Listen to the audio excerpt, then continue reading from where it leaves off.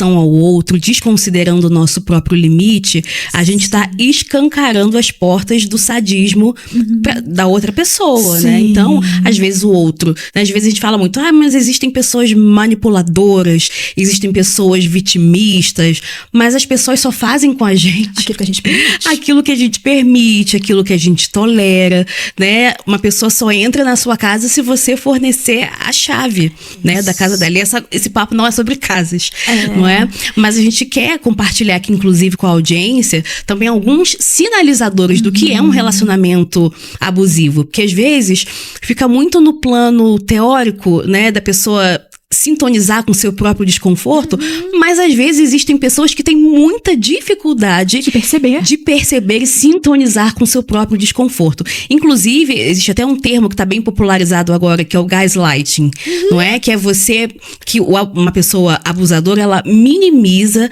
a percepção da pessoa sobre ela mesma. Sim. Diz, você tá ficando maluca, nossa, a situação não tem nada a ver exatamente, né, essa forma que aconteceu, vai desconsiderando, invalidando a percepção da pessoa sobre ela mesma e sobre a situação, Isso, né? é tão grave, Aline. Por quê? Que os transtornos mentais surgem nessa falha de percepção do indivíduo sobre si.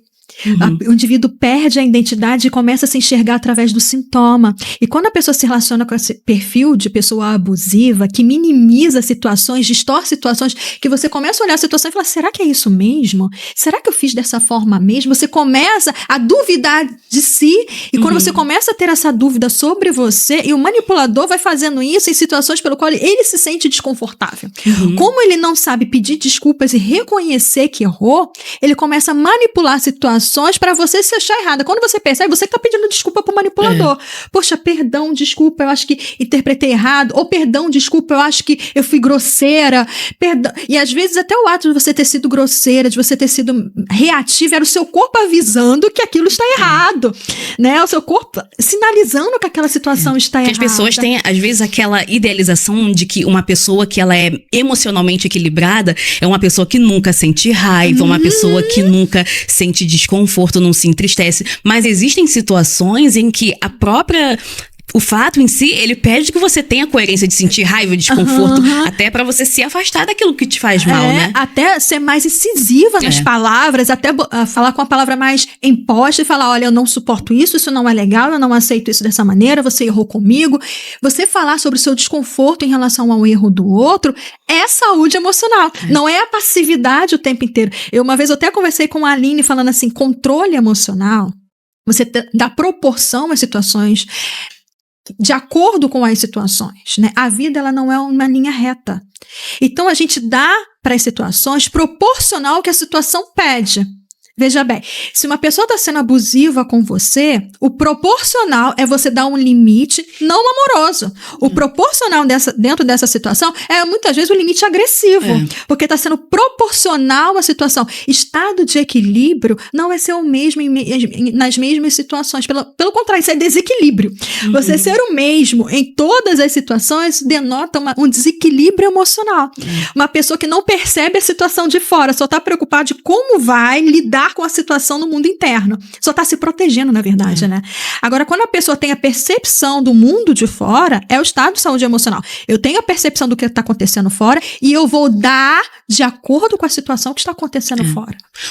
Uma outra situação que a gente conversou, né, que é um sinalizador de um relacionamento abusivo, é aquele controle excessivo travestido de cuidado. Então, a pessoa, né, diz que você fala alto demais, mas eu só tô preocupando com a sua reputação diante dos outros. Você tem uma gargalhada alta demais, ou a sua roupa tá inadequada. E dentro desse conceito de controle, de manipulação, a pessoa ela vai se limitando cada vez mais, vai se diminuindo cada vez mais, a pessoa vai sumindo ali, você vê que a pessoa some, ela não se veste mais da mesma maneira, não pinta mais a unha da mesma maneira, né? Porque às vezes o outro pode começar com a manipulação com a cor de unha. Nossa, você tá com unha vermelha, eu gosto de você mais com unha bege. Aí quando você vê, você tá usando a unha bege porque o outro gosta, não porque você gosta. Começa nas mínimas situações de vida. E nessas mínimas situações você vai percebendo que você vai sumindo. E o outro cresce. Porque normalmente o manipulador ele tem uma baixa autoestima. Sim.